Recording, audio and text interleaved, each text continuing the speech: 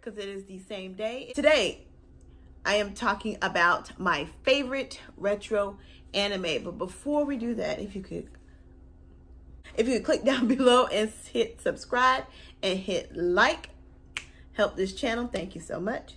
So I'm talking about my top 10 retro anime. This is what I feel at the moment. Sometimes this changes. Sometimes other anime come in. But yeah, let's just dive right on in. So the first anime on my list is, no surprise, Dragon Ball. Okay, so I've got it signed by Funimation, Goku, Kid Goku, Stephanie Dodoni. I met her this summer. But Dragon Ball is better than Dragon Ball Z. I said it. Obviously I saw Z first, but once Funimation dubbed all of Dragon Ball and I got to actually watch it all the way through, it was like, huh. I really love the pacing. I love how the characters are portrayed. The music is just awesome. I originally first saw Dragon Ball. I saw Curse of the Blood Rubies. My sister bought it for me from Sam Goody. I loved it because it's like, oh, this is Goku when he was little and Bulma and everybody. And I loved it, but I didn't see any other Dragon Ball anything since until the Funimation dub came out when I was in eighth grade, I think it was. I'm pretty sure I was in 8th grade when that was airing on Toonami. But I just really love this series. Like, it was well done. The next anime on my list is Tenchi Forever, which is the technical conclusion to Tenchi Universe. And I bought this. I was in junior high, I think. I'm pretty sure. It's a departure from the actual series. You know, we used to all the slapstick and madness happening. But it's a very nice departure. The animation is very different too. It's not as great as the actual TV series, but I mean, doesn't take away from the story or anything. It's not my favorite, but I love this film. I can watch it every day, and I used to watch it every day. But yeah, and plus, you know, got a little conclusion to the love triangle here, if you know what I mean. But yeah, so Tenchi Forever.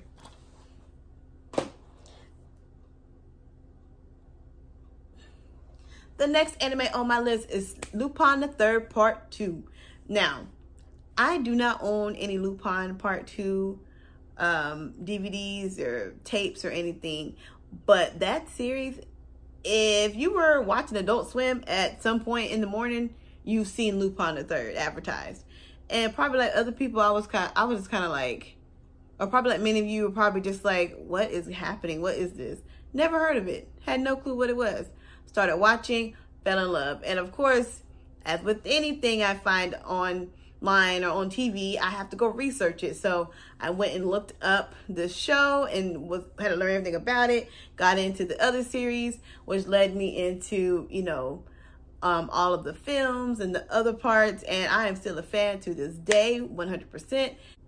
It's funny because it's like, okay, here's a thief, you know, and his band of thieves, and they're not the good guys, but you find yourself rooting for them every single time. And I think that's what's so funny about it. Like, you know they're bad and they're not doing a good thing, but like you're on their side the entire time and you don't want them to go to jail. You don't want them to get arrested. But I just think it's funny. So if you've ever been on the fence about Lupin the Third, check it out. And I mean, like, honestly, truly, aside from my least favorite part, which was part 3, but check out all the other parts.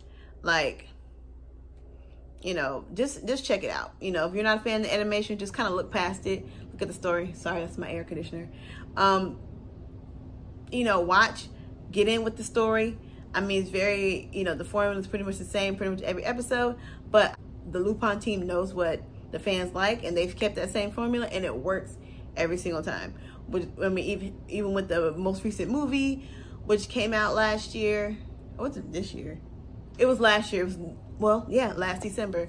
And the latest part to come out. Like, it's the same formula, but it still works. And of course, the amazing theme song. If y'all don't know that song, you need to go look up the theme song of Lupin the Third.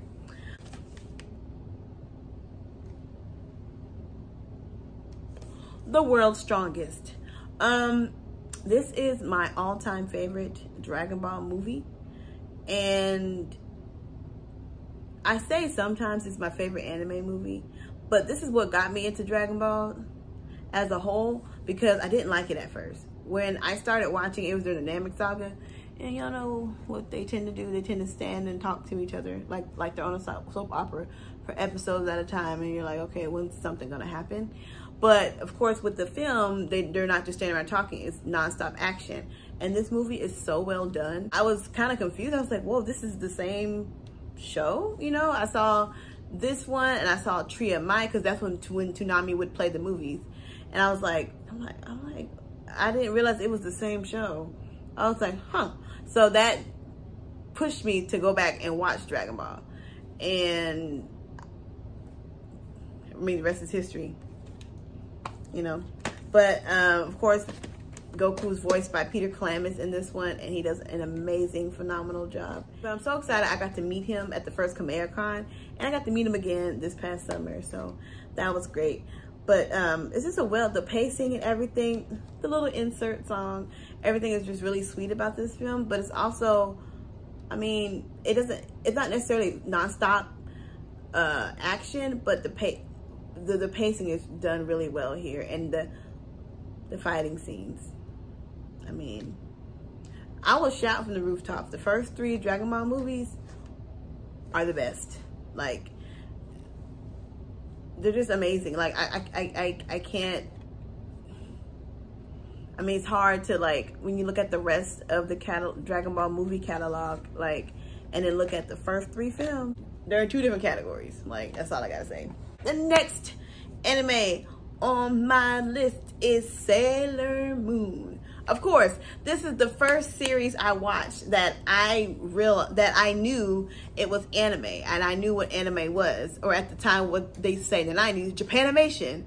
Oh, this is this is Japanime or Japanimation.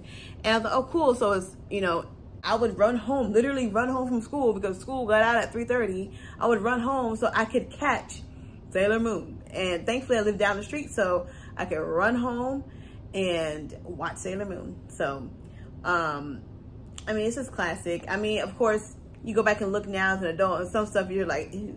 Like, some parts are just kind of just like, okay, like, that didn't age well. But the old 90s dub is my favorite way to watch Sailor Moon. I am not gonna sit here and lie. I love it. And I love the new dub too. They do a very good job. But I think the nostalgia factor kind of plays a part in that. And I really enjoyed the original dub I grew up on. Never seen Sailor Moon in Japanese though.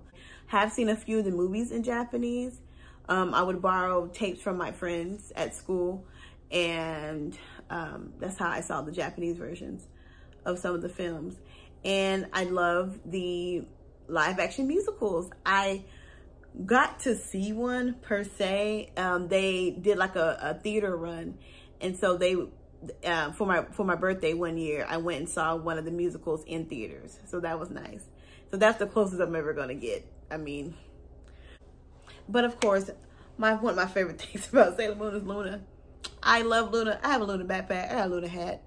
Like, I have Luna earrings. Like, Luna is my girl, even though she's a cat. Like, I feel her. Like, I relate to her so much. And it is so funny because she's a cat.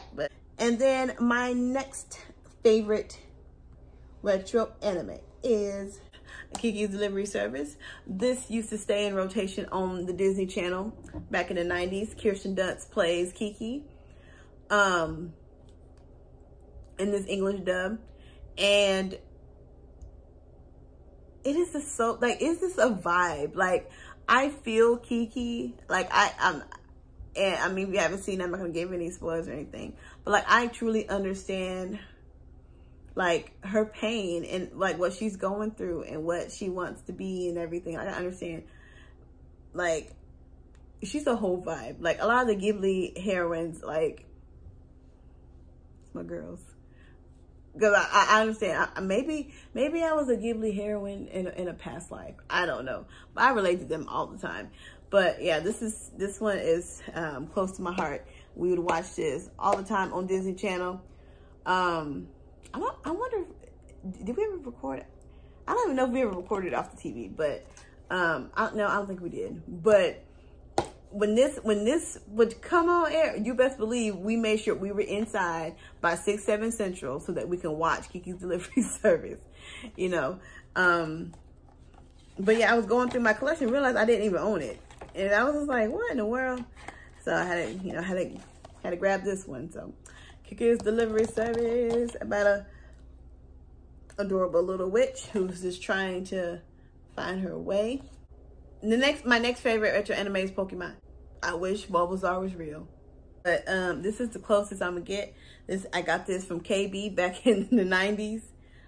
He is so 90s looking. He's not. It had like a little thing in here, and there was like candy in it or something, I think. And then of course I've got my little leafy baby right here. I wish Bulbasaur was real. But I'm not a huge fan of the original card game, and I was never a huge fan of the original video games. But what I was a huge fan of was the anime and the stadium games. I still play Pokemon Stadium. It's you know, my 64 is back there. It's not perfect, we know that. Some people consider it kind of corny, cheesy. I do not care. I sit here and I watch Pokemon. I'm watching the latest series right now. I do not care. You know, it makes me happy. Cartoons, like I always say, cartoons make me happy. Anime makes me happy, and Pokemon is no different. And I just love the relationship between the people and their Pokemon. I think that's probably what draws me to it. And of course, the music. My favorite theme song is the Battle Frontier. I think it's better than the original. Like, it's just always been a constant in my life, and I just really enjoy it. Next one on my list is Big O. This is not my original set. My original set, I only had season 1, and then season 2 like went out of print or something, so I didn't get a chance to grab it. But I was able to. They finally put it on Blu-ray, so I've got the beautiful Blu-ray. Unfortunately, it does not have the original theme song on it because, you know, this copyright stuff. But yeah, so we've got Big O. It's a story about a man and his robot called Big O, his mecha, and his housekeeper Dorothy, and their relationship. And it's just funny how you either love or hate this one, because for some people this is like, is when you turn the channel, but then for some people it's like, oh shoot, Big O is on, let me go sit down. And so I would stay up and watch Big O. And it originally only had 1 season, but because of the popularity on Toonami, it got another season, you know, in a collab between Cartoon Network and Sunrise. And I just think that that's pretty cool that the ratings were so great over here that that's how it got the 2nd season. I know there's some people who do not care for the 2nd season. I do. I just feel like it wraps up the series I just feel like it wraps up the series and makes it a little more complete. I feel like the manga does a better job of telling a little more of this, of rounding out the story and how it ends a little more. But I mean, it's still a solid show. I really still enjoy Big O. And I'm just glad that I got to see it way back when. All right, here comes the doozy. Fooly Cooly. Fooly Cooly, I actually remember the commercial came on, and you know, because this first aired on Adult Swim, the commercial came on, and my brother and I are like, what is going on? You know, I was in 8th grade at the time, 8th or 7th grade, something like that. And we were just like, what is this? And I was so confused. And what's interesting about Fooly Cooly is that it's only 6 episodes long. So it's not like a 13, 26 bingeable show. There are 6 whole episodes. That's it. And of course, you know, in past few years, we've gotten the sequel series, progressive and alternative. But it was the original series that most people, you know, got to see way back when. And of course, at first glance, you're just confused. Like, what is happening? Like, you got robots, you got this chick on Vespa, you've got kid with the horn growing out his head, and you're just really confused at what's happening. But without spoiling too much, it's a fun ride.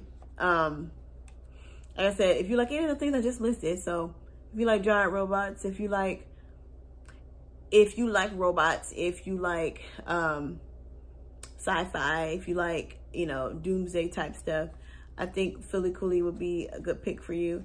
It's from '99. It's really well done, and Kari Wahlgren as Haruka is probably one of my favorite anime performances. I tweeted her a long time ago and was like, oh my gosh, yes, you know, Kari Wahlgren is Haruka, and she like tweeted back. That was really cool. And then Barbara Goodson plays Noda, who is the main protagonist, a little 12-year-old boy. And it's just a really good series. And then there's a manga, and then there's light novels that go with it. And you get a better understanding. I had to watch Philly Cooley, I don't even know how many times, to actually understand what was happening. And then I got the manga, so I'm like, I need to understand what this meant and that meant. So it is confusing. You cannot sit and watch it one time and get it. That's probably why they made it so short. But and then like the manga is only 2 volumes long, but you have to really kind of like open your brain a little bit when you watch. And then of course there's the awesome soundtrack by The Pillows, Chef's Kiss. Like I said, when you've got animation married to music, I'm there. Like if all that's working together, I am there, and I just love it. And of course, my last one, drum roll please, Dragon Ball Z. Not surprising whatsoever.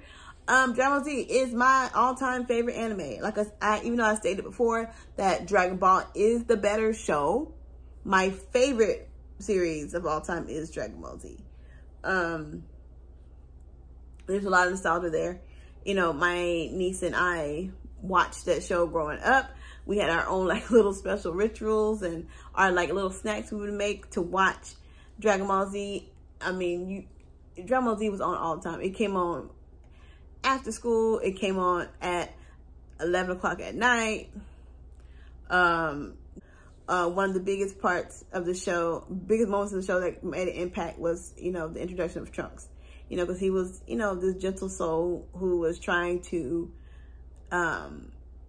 save his world. And the literal only thing he had to go with was the hope that he would get the help that he needed. And he still pressed on. And like, that was just a big deal for me. And I have the inscription that was on his time machine, Hope. I have that tattooed on my leg. And that tattoo is painful, but like it has stuck with me all these years. And I just thought that was a big thing. I mean, Trunks is not my favorite character, but like he's one that I really commend for all that he had to see growing up and all that he had to go through, and for how he still remained level-headed and still you know, was still trying to do good in his world. So I love him for that.